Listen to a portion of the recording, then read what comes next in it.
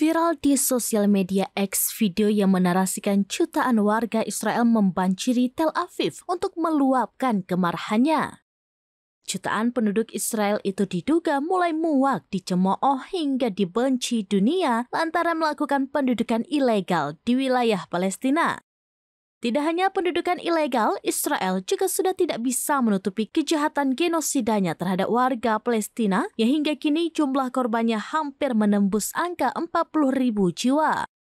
Video yang dibagikan oleh salah satu akun X pada Minggu 9 Juni 2024 juga menyinggung tuntutan warga Israel yang mendesak dilakukan pemilihan umum dan melengsarkan pemerintahan Perdana Menteri Benjamin Netanyahu.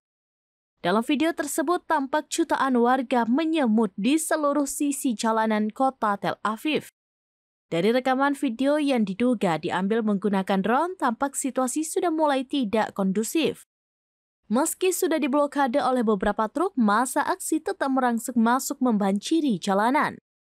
Pada unggahan tersebut terdapat pula catatan komunitas X yang menyatakan bahwa massa aksi juga menuntut pembebasan sandera Israel yang hingga kini masih ditawan Hamas. Dalam catatan tersebut dituliskan pula bahwa bakal ada pengumuman tanggal pemilu untuk memilih pemimpin Israel yang baru. Hal ini semakin menegaskan kepemimpinan Netanyahu sebagai Perdana Menteri Israel sudah berada di ujung tanduk dan akan segera lengser.